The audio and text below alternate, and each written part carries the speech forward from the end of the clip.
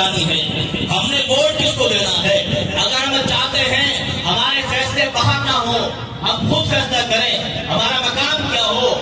ہمارے اسلاف نے ہمیں کیا پیغام دیا ہے؟ فرمایا چین و عرب ہمارا، چین و عرب ہمارا، ہندوستان ہمارا، مسلم ہم، وطن ہے سارا جہاں ہمارا۔